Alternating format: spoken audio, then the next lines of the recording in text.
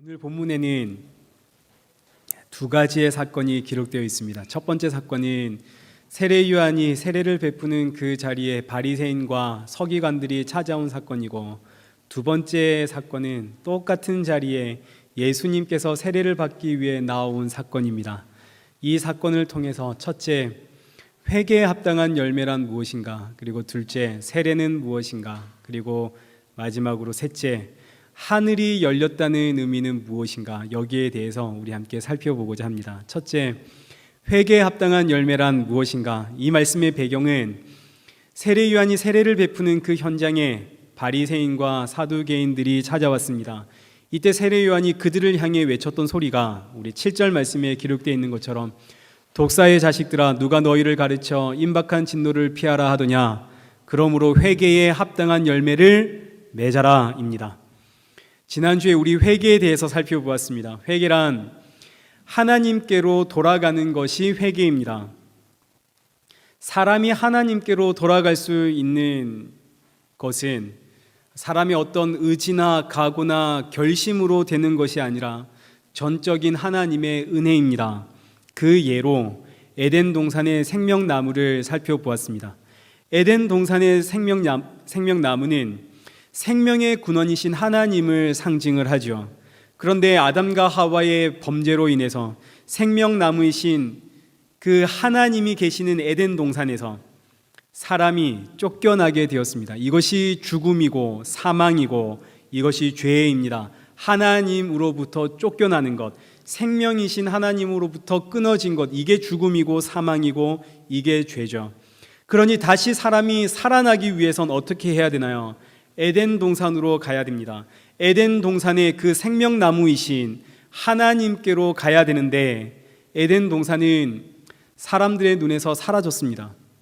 그러니 사람이 에덴 동산으로 갈 방법이 없죠. 방법이 있다면 오직 하나, 사람의 눈에서 사라진 그 에덴 동산이, 그 에덴 동산의 생명나무가 사람을 찾아오는 것, 이거 외에는 답이 없습니다.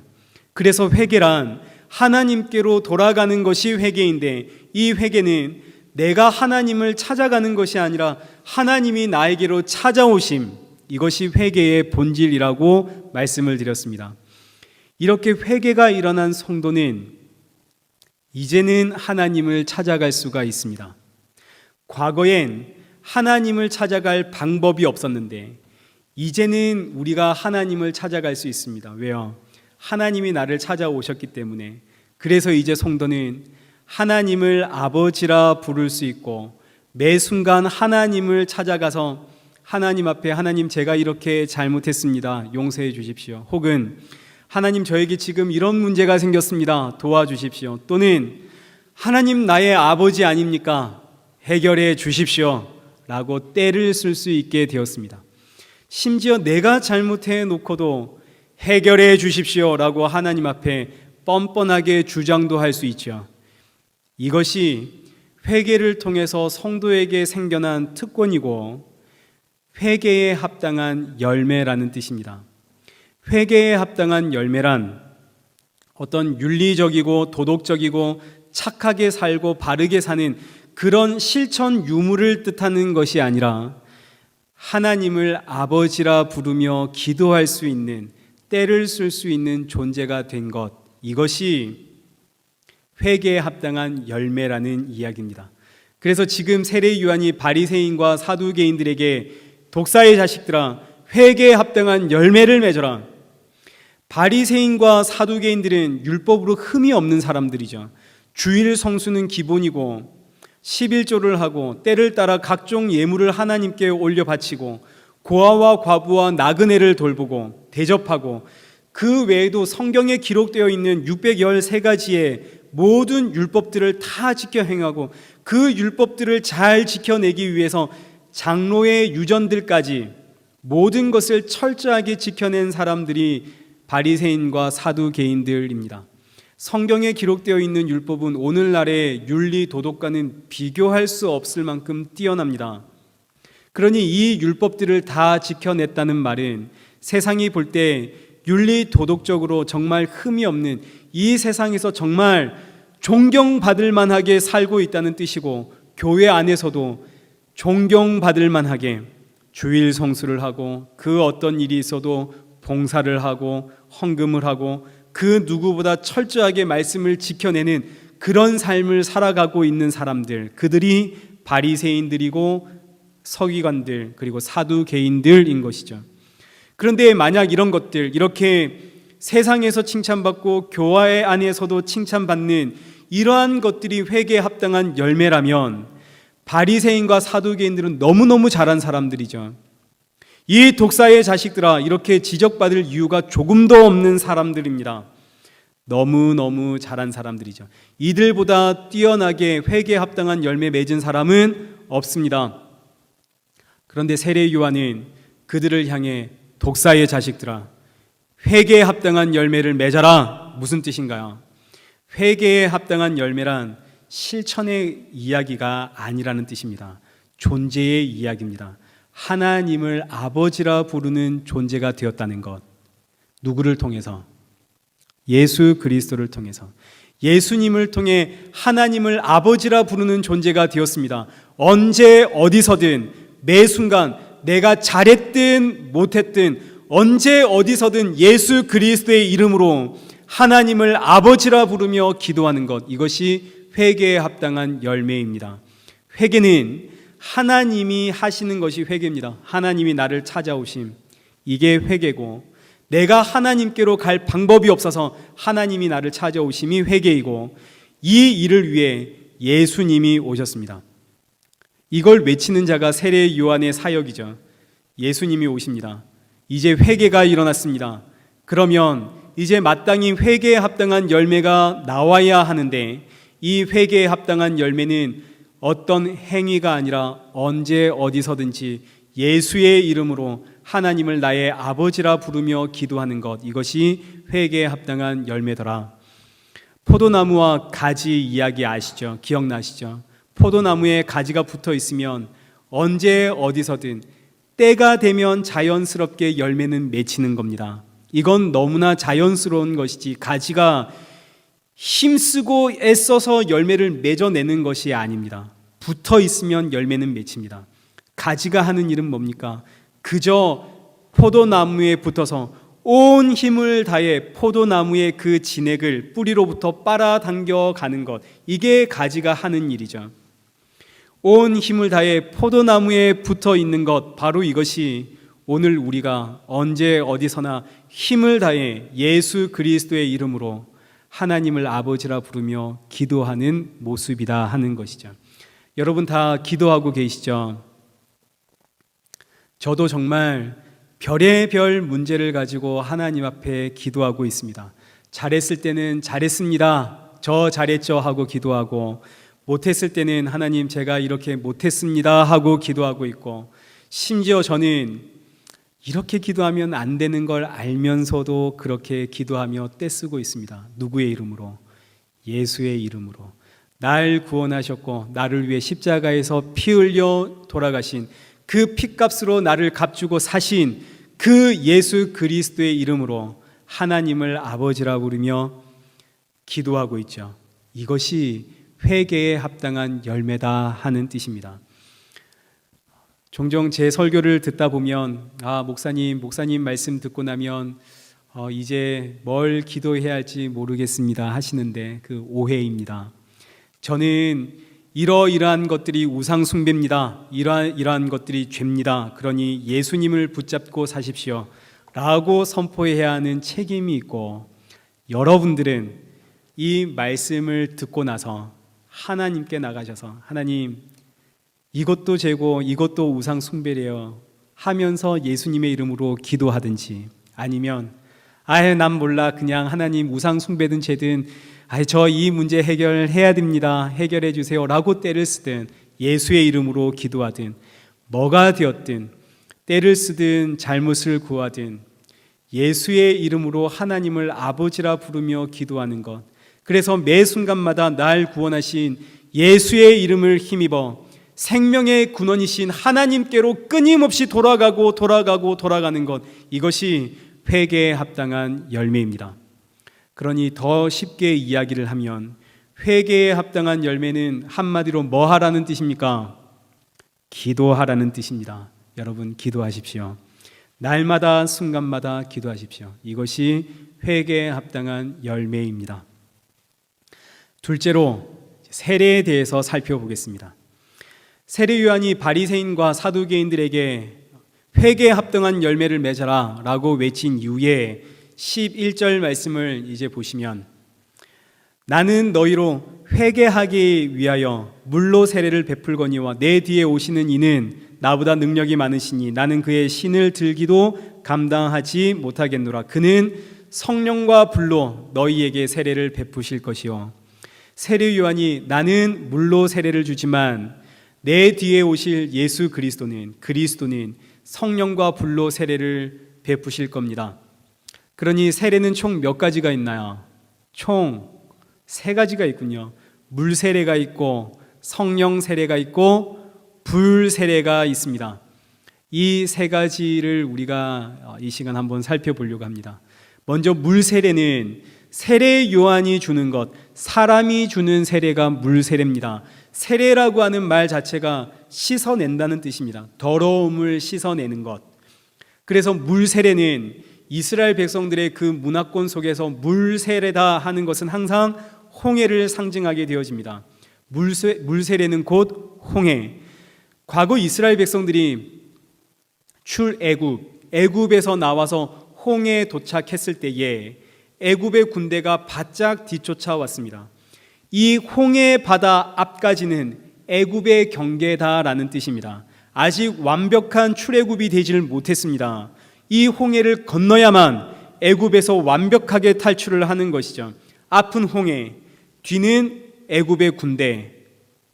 이때 이스라엘 백성들이 모세를 중심으로 홍해 안으로 들어가게 되어지는데, 놀랍게도 이스라엘 백성들은 홍해 안에 들어가서 홍해를 지나 건너편으로 나왔지만 이걸 보고 뒤따라온 애굽 군대는 전부 다 어떻게 되었나요? 홍해에서 물에 덮여 죽고 말았습니다. 그래서 홍해를 건너온 이스라엘 백성들은 이 홍해 바다를 애굽에서 살면서 겪었던 나의 수치와 나의 창피와 나의 더러움과 나의 모든 때를, 애굽의 때를 깨끗이 씻고 나온 장소, 이 장소가 홍해 바다. 그래서 이제 이 홍해 바다는 절대로 애굽으로 돌아가지 않겠다라고 하는 나의 어떤 경계선으로 보았습니다. 이것이 물세례입니다. 물세례. 나의 옛 더러움을 씻어낸다는 거죠. 그래서 고린도전서 10장 1절 말씀을 보시면, 형제들아 나는 너희가 알지 못하기를 원하지 아니하노니 우리 조상들이 다 구름 아래에 있고 바다 가운데로 지나며, 여기서 구름은 불기둥 구름 기둥, 바다는 홍해 바다, 모세에 속하여 다 구름과 바다에서 세례를 받고, 이스라엘 백성들은 출애굽할 때 모세와 함께 홍해 바다를 건넌 것, 홍해 바다에서 애굽의 때를 씻어낸 것, 이것을 세례다라고 표현하고 있는 거죠. 우리가 잘 알듯이 애굽은 세상을 상징하고 죄를 상징합니다. 그래서 물세례는 물에서 내 몸에 아주 물들어 있는, 내 몸에 찌들어 있는 이 세상과 죄를 깨끗이 씻어낸다는 뜻이고, 이제 다시는 세상으로, 다시는 죄로 돌아가지 않겠다라는 의지요 결단이기도 합니다. 그런데 여기서 문제가 하나 생기는 것이 있죠. 이게 뭐가 문제냐면, 사람이 죄인이라는 것이 문제입니다. 죄인에게서 죄를 씻어내면 어떻게 되겠습니까? 죄인에게서 죄를 씻어낼 수 있나요, 없나요? 이게 불가능한 이야기죠. 불가능한데 억지로 죄인에게서 죄를 씻어내면 어떻게 될까요? 의인이 되는 것이 아니라 남는 것이 없습니다. 사람은 죄인인데 죄를 씻어내면 씻어지지도 않을 뿐더러 씻겼다 한들 남은 것이 없습니다. 죄인에게서 죄를 씻으면 무가 되어집니다. 아무것도 없음, 이렇게 되는 것이죠. 이해를 돕기 위해서 아담을 생각해 보겠습니다. 아담이라고 하는 그 이름의 뜻은 흙이라는 뜻입니다.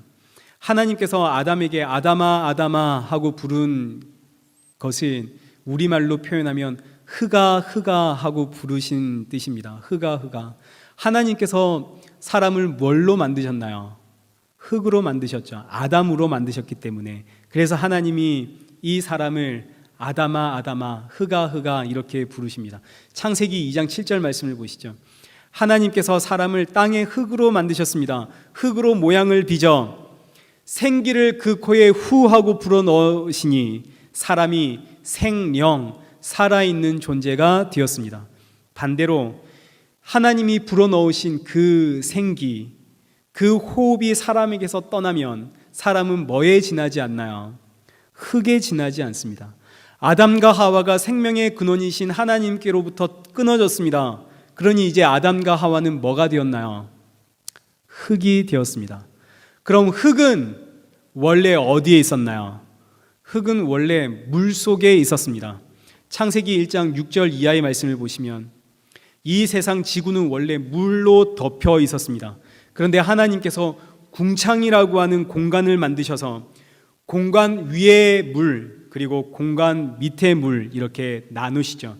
궁창 위의 물은 하늘이라 그러고 궁창 밑의 물은 바다가 되어집니다. 그리고 9절 이하의 말씀을 보시면 공간, 이 궁창 밑에 있는 물을 다시 한 곳으로 모이게 하니 뭐가 드러났나요? 그때 땅이 드러났습니다. 그러니 땅은 원래 물 속에 있었고 물 속에서는 흙은 어떤 형체를 이룰 수가 없죠. 땅은 그 지형을 따라 높고 낮음이 있겠지만 그 땅 위에 있는 흙은 물 속에서 어떤 형체를 이룰 수가 없습니다. 돌멩이처럼 아무리 딱딱한 흙덩이를 들고 물 속에 들어가서 손에 쥐고 이렇게 몇 번 흔들면 그 딱딱하던 흙덩이 어떻게 되나요? 다 낱낱이 풀어져서 흔적도 없이 사라지죠. 원래의 형체를 살펴볼 수가 없습니다. 다 풀어져서 사라집니다. 하나님을 떠난 사람은 흙입니다. 흙이 물속에 들어가면 어떻게 되나요? 흔적도 없이 사라지겠죠. 이 이야기입니다. 하나님을 떠난 사람은 흙에 지나지 않고 이걸 다른 말로 표현하면 죄인이고 그래서 사람은 흙이요 죄인인데 흙이요 죄인인 사람이 물속에 들어가면 그래서 이 죄라고 하는 흙을 씻어내기 시작하면 어떻게 될까요? 흔적도 없이 사라지는 것이죠. 애굽 군대가 그래서 홍해의 바다에 들어갔더니 이 애굽 군대 어떻게 되었습니까? 흔적도 없이 다 사라졌습니다. 왜요? 죄인이니까요. 죄를 씻으면 어떻게 됩니까? 흙이니까 흙이 물에 들어가면 어떻게 됩니까? 형체도 없이 풀어져 사라지는 겁니다. 아니 그런데 어떻게 이스라엘 백성들은 이 홍해 바다를 당당히 건너 나왔습니까? 어떻게 그럴 수 있었습니까? 다시 고린도전서 10장 1절과 2절 말씀을 보시죠. 사람이 물에 들어가면 형체도 남지 않고 다 풀어져 사라져야 되는데 사라지지 않고 이 바다를 건너 나올 수 있었던 이유는 이스라엘 백성들이 누구와 함께 있어서 누구 안에 속해 있어서 모세에게 속해 있어서 이게 세례입니다. 모세는 누구의 모형인가요? 모세는 하나님의 백성을 애굽에서 죄에서 구원해낸 사람입니다. 누구의 모형입니까? 예수님의 모형이죠. 그러니 물에 들어가면 완전히 사라져야 할 이스라엘 백성들이 누구에게 속해 있어서 예수님께 속해 있어서 물에서 나올 수가 있었습니다. 이게 세례입니다. 사람은 흙이라 물에 들어가면 완전히 풀어져 사라져야 하는데 예수 그리스도 안에 속해 있기에 이 흙이 예수님과 연합하여 살아나옴. 그래서 세례를 받았다는 의미는 반드시 누구와 함께 세례를 받았는가? 예수님과 함께 세례를 받았습니다. 이게 나와야 하는 것이죠. 로마서 6장 3절 무릇 그리스도 예수와 합하여 세례를 받은 우리는 그의 죽으심과 합하여 세례를 받은 줄을 알지 못하느냐. 세례는 누구와 함께 받는다고요?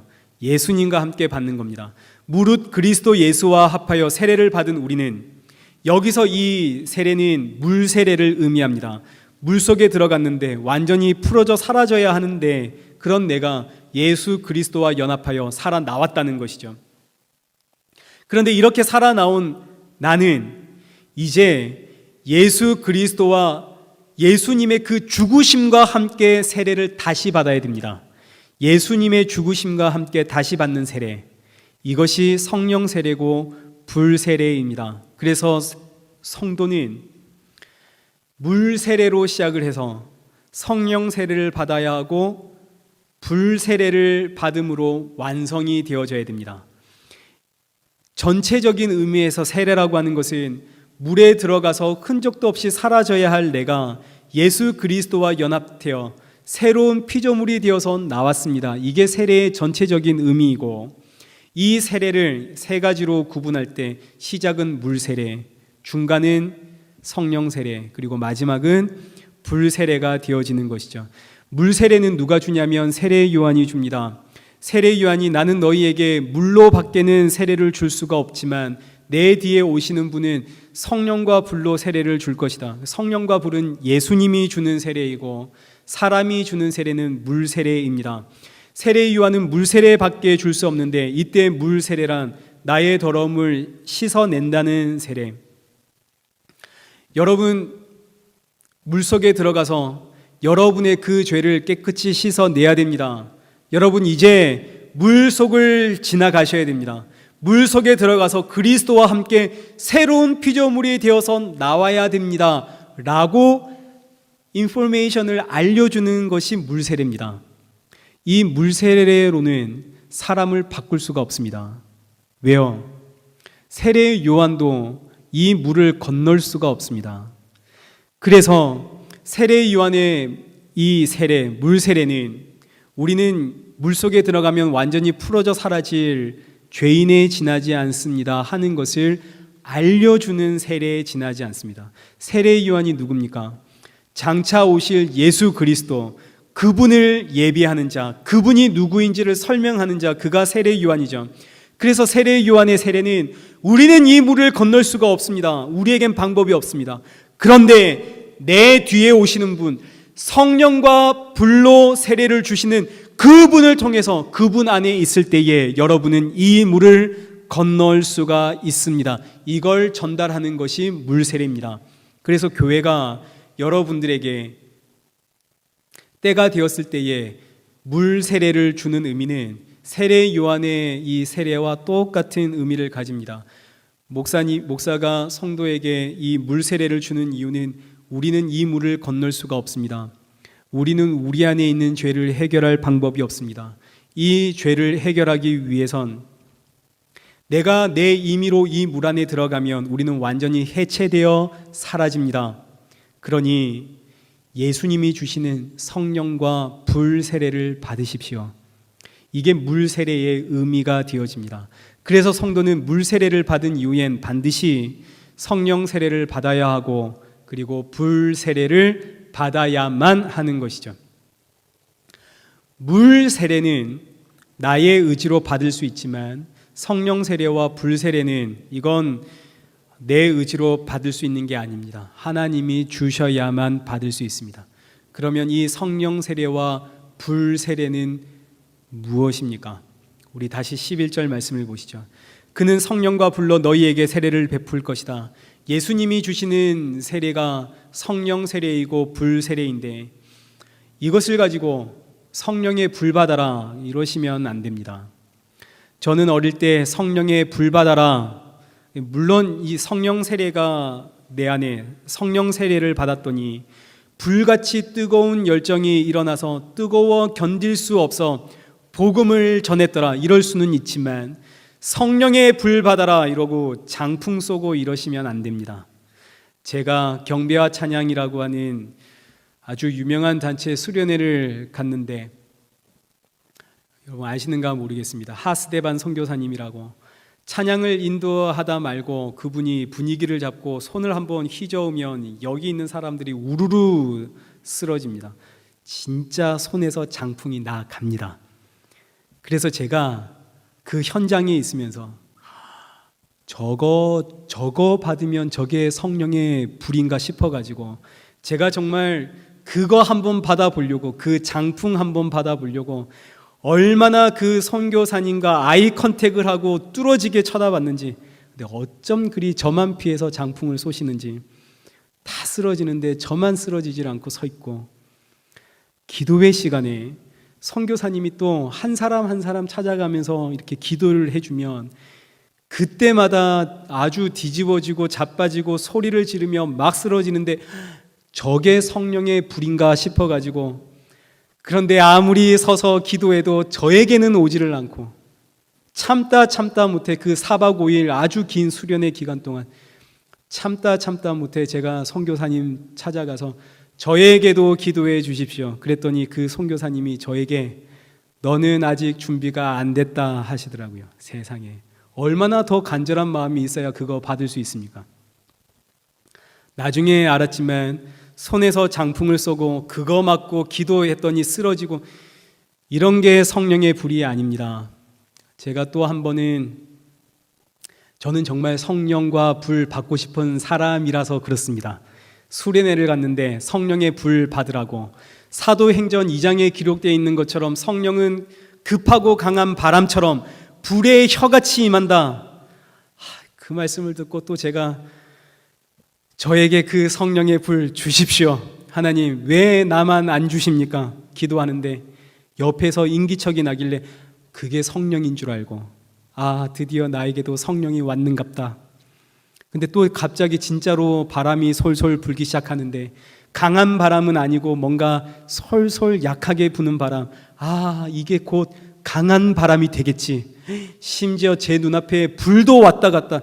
제가 얼마나 흥분을 했는지, 우와 이거 진짠갑다. 어떻게 하면 좋은가? 그런데 그 짧은 순간 한 10초 뭔가 이 현상이 계속 반복되니까 약한 바람이 불었다 말았다, 이 불이 왔다 갔다 이게 반복되니까 이게 뭐 이상하다. 그래서 너무 이게 규칙적이니까 눈을 떠보니 세상에 옆에 와서 누가 제 옆에 창문을 열었는데 창밖에서 창문이 이 바람이 솔솔 들어왔다 나갔다. 제가 앞뒤로 몸을 흔들며 주시옵소서 할 때마다 창밖에 가로등 불빛이 사라졌다 나타났다. 제가 제 자신에게 완전히 속은 거죠. 그날 제가 하나님 얼마나 원망했겠습니까? 남들은 울고 불고 목이 쉬어가며 기도하는데 성령의 불 받았다 그러는데 저는 정말 교회에서 어디 무슨 단체 수련회만 가면 은혜 받고 오는 것이 아니라 좌절하고 오는 거죠. 나도 정말 하나님 사랑하고 예수님 사랑하는데 왜 나에게만 아무 일이 없는가? 그런데 나중에 알고 보니 성령의 불이라는 것은 성경에 없습니다. 성경 그 어디에도 성령의 불이라는 것은 존재하지 않습니다. 성령 세례가 있고 불 세례가 있는 것이지 성령의 불 받아라 이런 건 없다고요. 성령 세례는 뭔가, 불 세례는 뭔가, 그 다음에 이어지는 말씀을 보시면 나옵니다. 11절 다시 보시죠. 11절. 그는 성령과 불로 너희에게 세례를 베풀 것이요 손에 키를 들고 자기 타작마당을 정하게 하사 알곡은 모아서 어디로 곳간에 들이고 쭉정이는 어떻게 꺼지지 않는 불에 태우시리라. 이게 성령과 불 세례입니다. 성령 세례는 뭐냐면 타작마당에서 알곡을 곳간으로 드리는 것, 알곡을 곳간으로 드리는 것, 이것이 성령 세례이고, 불 세례는 쭉정이는 모아다가 꺼지지 않는 불에 태워버리는 것, 이것이 불 세례입니다. 성령 세례는, 이 성령 세례에 대해서는 수많은 이야기들을 할 수 있겠지만 성령 세례의 핵심은 알곡을 모아서 곳간에 드리는 것, 이게 성령 세례입니다. 그럼 이때 누가 알곡인가요? 회개하는 자가 알곡이고 나의 죄를 알고 예수님을 붙잡는 자, 그가 알곡이겠죠. 이 물 앞에서 나는 도무지 이 물을 건널 방법이 없는데 그렇구나, 예수 그리스도와 내가 연합되면 이 물을 건널 수가 있구나, 이 사실을 알게 되고 이 사실을 믿게 된 자, 그래서 성령 세례란 예수 그리스도를 믿는 것이 성령 세례입니다. 예수님을 믿는 자, 그가 알곡이죠. 그래서 예수님이 세례 요한에게 물 세례를 받고 나올 때 우리 16절 말씀을 한번 보시면 하늘이 열리고 성령이 비둘기같이 누구에게 임했나요? 예수님께 임했습니다. 성경에 세례 받은 후에 성령이 비둘기같이 임한 자는 오직 예수님 뿐이십니다. 성령이 비둘기같이 임했다는 말은 성령 하나님이 비둘기 같은 모양인가 이런 의미가 아니라 하나의 이미지입니다. 비둘기는 좋은 소식을 알려주는 새. 어떤 좋은 소식을 알려주냐면 구원이라고 하는 좋은 소식을 알려주는 새. 여러분 노아의 방주 아시죠? 온 세상이 물에 잠겼을 때에 노아의 가족들만 방주 안에 떴습니다. 방주에 둥둥 떠다닐 때에 이 세상에 물이 다 빠졌습니다 라는 소식을 알려준 새가 누군가요? 비둘기입니다. 그래서 이 비둘기는 이제 드디어 새로운 땅을 밟을 수 있게 되었습니다 라는 소식을 알려주는 새.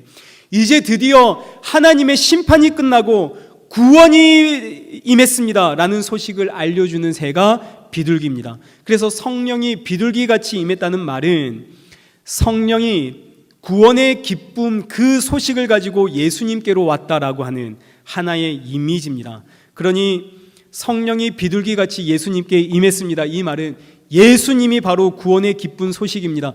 예수 그리스도 안에 참 구원이 있습니다. 심판이 사라지고 구원이 있습니다. 이런 뜻이 되는 것이죠. 그래서 예수님만이 성령을 비둘기같이 임하는 그 성령을 받으신 성령 세례를 받으신 분, 예수님만이 성령 세례를 받았습니다. 그 예수님이 이제 오늘 내 안에 들어오시면 그럼 나 뭐 받은 건가요? 성령 세례 받은 것이죠. 그래서 성령 세례 받았다는 말은 예수님을 나의 구주로 믿게 되었습니다라는 뜻입니다.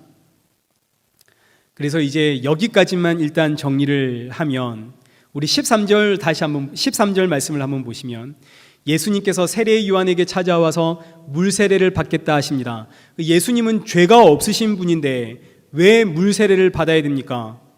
그러니 이 세례 요한이 펄쩍 뜁니다. 아니, 내가 당신에게 가서 성령과 불 세례를 받아야 되는데 어떻게 당신이 나에게 와서 물 세례를 받는다 하십니까? 그러자 예수님의 대답은 15절, 허락해라. 우리가 이와 같이 하여 모든 의를 이루는 것이 합당하니라. 모든 하나님의 의를 이루는 것이 합당하니라. 예수님이 세례 요한에게 세례를 받는 것이 어떻게 의가 되어집니까? 세례 요한의 세례는 죄를 알게 하는 세례요, 죄인들이 받는 세례입니다. 그런데 그 죄인들이 받는 세례의 자리에 예수님께서 들어가심으로 죄인을 구원하기 위해 친히 죄인의 자리에 오신 예수님, 이걸 흙으로 비유하면 사람이 세례의 자리에 들어가면, 물의 자리에 들어가면 전부 풀어져 사라지는데, 이렇게 풀어져 사라지는 그 물 속에 예수님이 들어가심으로 물 속에서 풀어져야 하는 그 사람들과 함께 연합되어 이제 내가 예수님 안에, 예수님이 내 안에 계신다는 그 말씀을 이루시고 예수님과 연합되어 새로운 창조물, 새로운 피조물을 만들어내겠다는 그 말씀을 이루시기 위해 이제 예수님이 친히 물세례 현장에 와서 물세례를 받으시는 것, 이것이 하나님의 의를 이루시는 예수님의 사역입니다.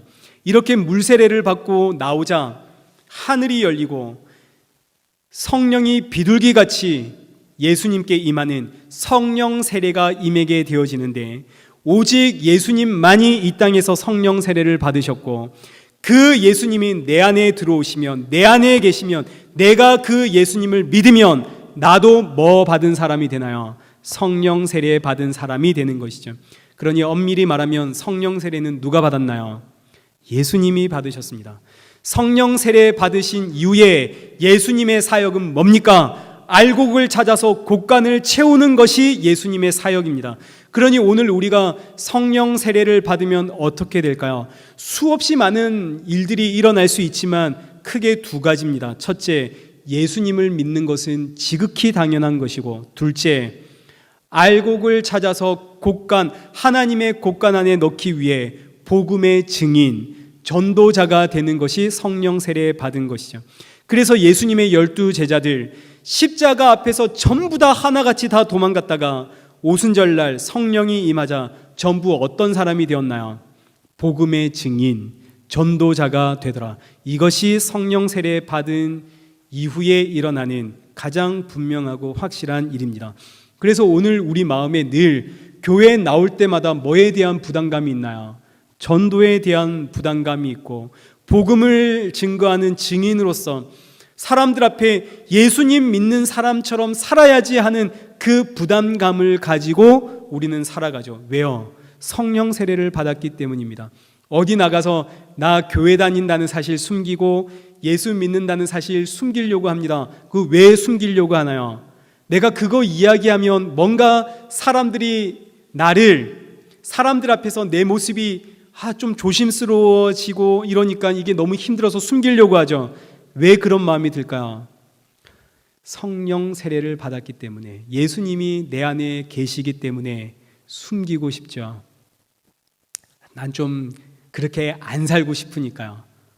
근데 좀 시간이 지나면 예수님의 증인으로 티를 낼 수밖에 없습니다. 우리 하나님께서 그렇게 끌고 가는 것이죠.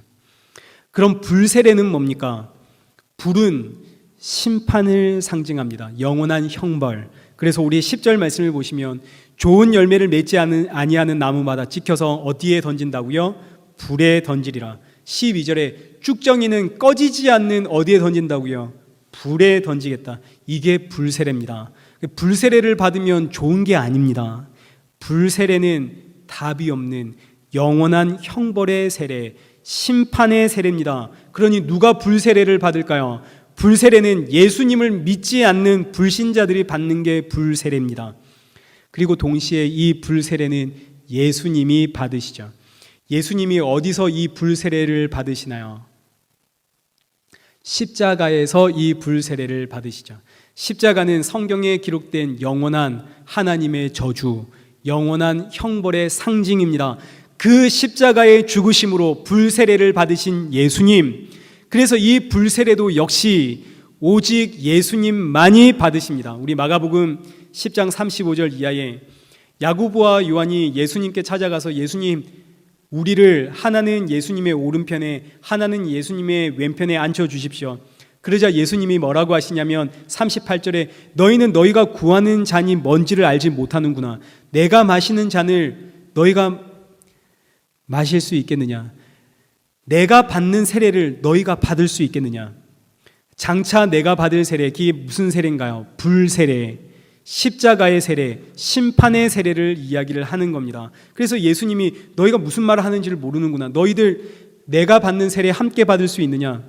그러자 39절에 이 제자들이 예, 우리가 할 수 있습니다. 이렇게 장담했던 제자들, 그 불세례의 현장인 십자가 앞에서 전부 다 도망가고 말죠. 누가 십자가의 잔을 마실 수 있습니까? 누가 불세례에 동참할 수 있습니까?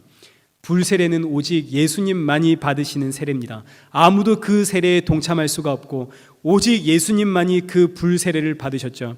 그리고 놀랍게도 그 불세례를 받는 현장에서, 그 십자가에서 예수님이 뭐라고 하시나요? 다 이루었다 하시죠. 뭘 다 이루었습니까? 구원을 다 이루었습니다. 불세례는 구원의 완성입니다. 그 불세례를 받으신 예수님을 믿는 자는 이제 불세례를 받을 이유가 있나요, 없나요? 없죠. 예수님이 나 대신 불세례를 받으셨으니까요. 이게 구원입니다. 성령 세례도 누가 받았고 예수님이 받으셨고, 불세례도 누가 받으셨고 예수님이 받으셨고, 그래서 이제 예수님을 믿는 자에게 예수님이 받으신 그 성령과 불세례를 예수님이 넣어주심으로 성령 세례를 받았기에 예수님 믿으며 알곡을 찾기 위해 증인으로 복음의 전도자로 살아가게 되어지는 것이고, 불세례를 받았기에 오늘 나의 이 고난과 고통은 예수님의 그 십자가의 불세례와 비교할 수 없고, 나는 지금 이 고난과 고통 때문에 힘들어하지만 그러나 이 고난과 고통이 나를 죽일 수 없다는 사실. 왜? 예수님이 나 대신 이미 불세례를 받으셨기 때문에, 그래서 이 고통과 고난이 나를 죽일 수 없다는 사실을 내가 너무나 잘 알기에 이 고통과 고난 앞에서 나는 감사할 수가 있고 찬양할 수가 있고 기뻐할 수가 있고 기도할 수가 있는 것, 이것이 불세례를 받은 성도의 모습이 되어지는 것이죠. 그래서 오늘도 우리는 이 고난과 이 고통과 이 어려움과 이 환난 앞에도 하나님 앞에 나아와서 기도하고 감사하고 찬양하고 돌아갑니다. 불세례를 받았기 때문이죠. 이제 마지막으로 하늘이 열렸다는 의미를 간단히 살펴보고 이제 말씀을 맺겠습니다. 마태복음 3장 16절 말씀, 예수님이 세례를 받고 나오실 때에 하늘이 활짝 열렸습니다. 성경에서 하늘이 열렸다는 표현이 마지막으로 등장하는 때가 에스겔 1장 1절입니다. 이스라엘 백성들이 바벨론의 포로로 잡혀갔습니다. 선지자 에스겔이 바벨론의 그발 강가 그 사로잡힌 자들과 함께 있을 때에 환상을 보는데 하늘의 문이 활짝 열리죠. 하늘의 문이 열렸습니다. 지금 여기는 완전히 절망의 자리, 망한 자리, 소망이 없는 자리인데 이 자리에서 하늘의 문이 열리자 뭐가 생겼을까요? 소망이 생겼죠. 꿈이 생겼습니다. 하나님께서 에스겔에게 그 하늘의 문을 여시고 그 보여주신 환상대로 이스라엘 백성들이 70년 만에 바벨론 포로 생활을 접고 약속의 땅으로 돌아왔습니다. 약속의 땅에 돌아와서 다시 성전을 짓고 다시 예배하며 살던 그때부터 예수님이 오시기까지 무려 400년 동안 하늘이 열리지 않습니다. 하늘이 닫혔습니다. 하늘이 닫혔다는 말은 소망이 없다는 뜻이고 죽음이라는 뜻입니다. 이 말씀의 이해를 돕기 위해서 제가 예를 한번 들어보면 이런 겁니다. 우리 처음에 이 세상은 물로 감싸져 있다 하는 걸 우리 살펴보았죠. 이 세상은 물 안에 있습니다. 하나님께서 물 가운데 궁창을 만들어서 궁창 위의 물과 궁창 아래의 물을 나누셨지만 여전히 이 땅은 물 가운데 있습니다. 위의 물과 아래의 물에 감싸져 있는 거죠. 그래서 지금 우리가 살아가고 있는 이 궁창이라고 하는 이 공간, 이 대기권도 물이 가득합니다.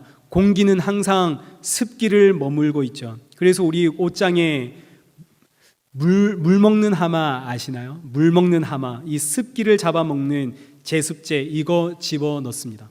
그러니 사람은 지금 우리는 물 속에서 살아가고 있다고 보시면 됩니다. 사람이 물 속에서 살 수 있습니까? 없습니까?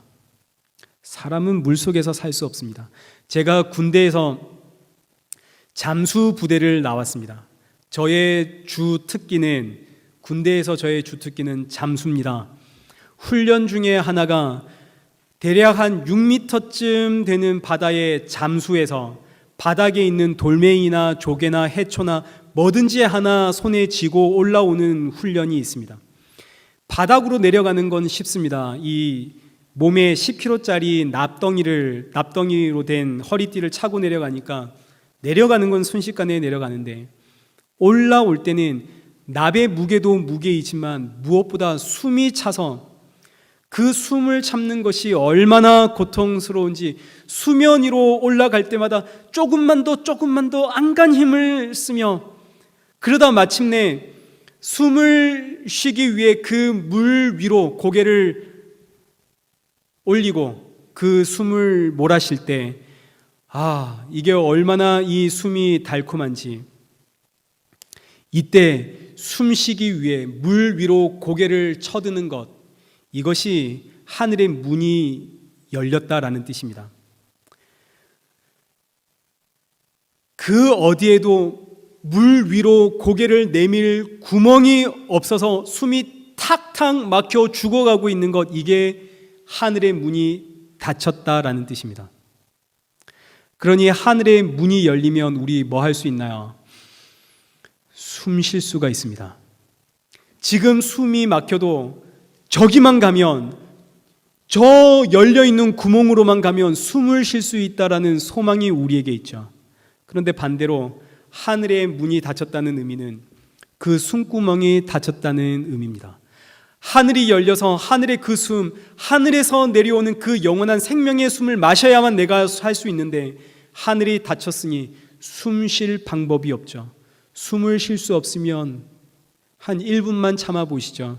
그곳이 지옥이고 그곳이 심판의 자리고 그곳이 고통의 자리고 숨 쉴 수 없으니 그곳이 죽음의 자리입니다. 이스라엘 백성들이 그렇게 400년을 살았습니다. 오늘 우리가 그렇게 70년을 살았고 60년을 살았고 40년을 살았고 30년을 살았고 20년을 살다가 드디어 하늘의 문이 열렸죠. 드디어 우리가 숨 쉴 구멍이 열렸습니다. 그럼 지금 내가 숨을 못 쉬어 죽어가고 있다는 사실을 안다면 지금 어떻게 해야 할까요? 그야말로 온 힘을 다해서, 죽을 힘을 다해서 저 구멍을 향해 가야 하지 않겠습니까? 저 하늘 구멍을 향해 달려가서 그 구멍에 머리를 빼고 하고 숨을 빨리 들여 마셔야 하지 않겠습니까? 그러면 다시 우리 성경을 보시죠. 하늘이 열렸습니다. 16절. 예수님이 세례를 받고 나실 때에 하늘이 열리고, 17절에서 하늘에서 소리가 있어 이는 내 사랑하는 아들이요 내 기뻐하는 자라. 이게 무슨 뜻인가요? 예수님이 바로 우리가 숨을 쉬어야 할 그 생명의 숨이다라는 뜻입니다. 하늘의 문이 열렸습니다. 이제 숨 쉴 수 있게 되었습니다. 그 생명의 숨을 쉴 수 있도록 활짝 열린 그 하늘의 문이 누구라고요? 예수님이라고요. 그래서 교회는 숨 쉬러 오는 곳입니다. 온 세상이 지금 물에 잠겨 있습니다. 유일한 숨구멍은 교회입니다. 교회에 와서 생명의 숨이신, 하늘의 문이신 예수님의 그 말씀을 들음으로 숨 한번 크게 쉬고 다시 세상으로 돌아가는 것이죠. 이것을 우리가 이제 달리 표현하면, 이 세상 전부 흙으로 만들어져 있습니다. 사람은 말할 것도 없고 짐승이든 나무든 이 땅에 만들어진 이 모든 것들은 다 썩으면 흙으로 돌아가게끔 되어져 있습니다. 흙으로 돌아가는 이유는 지금 이 세상이 뭐라서, 물속이라서 그렇습니다.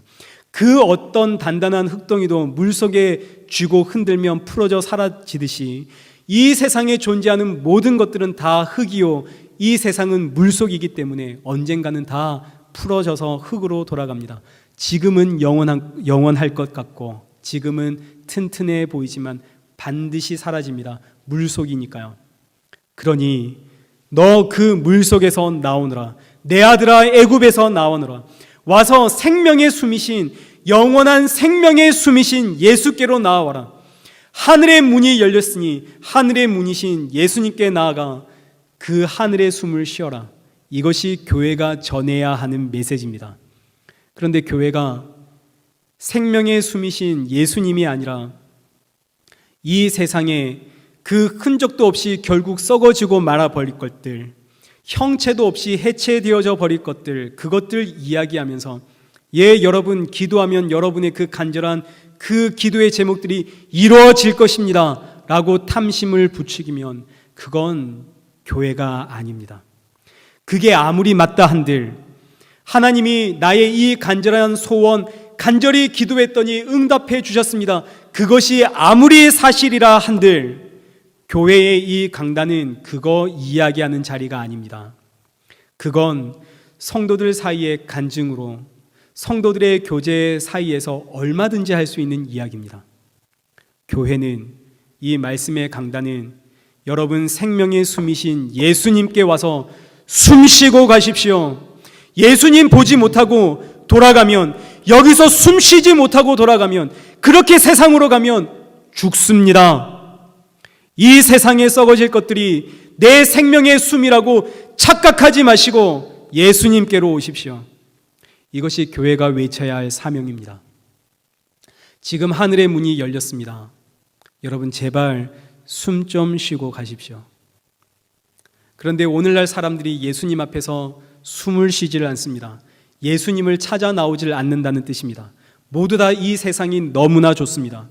그래서 이 세상에서 잘 살아보기 위해서 그렇게 힘쓰고 애쓰고 노력하며 살아가는데, 그런데 하나님께서 오늘 밤 그 어리석은 부자를 부르듯이 오늘 밤 주께서 너와 나를 부르시면 그때 내가 이룬 그 노력과 이 정성과 나의 이 기술과 학식과 나의 이 명예와 명성과 나의 이 실력과 나의 이 재능이 그날 나를 구원해 줄 수 있습니까? 오늘 밤에 내 영혼이 어떻게 될지도 모르는데 우리는 마치 영원히 살 것처럼 이 세상을 살아가고 있습니다. 그러니 예수님을 찾아와서 예수님 앞에 숨 한 번 들이마시는 것이 은혜입니다. 하늘의 문이신 예수님께 나가서 예수님 곁에서 그 생명의 숨을 하고 몰아쉬는 것이 은혜입니다. 그런데 세상 사람들 아무리 알려줘도, 끌고 와서 제발 여기서 숨을 쉬라고 해도 세상 사람들 숨 쉬지를 못합니다. 그런데 그런 그들 안에 하나님의 은혜가 들어가면 어떻게 될까요?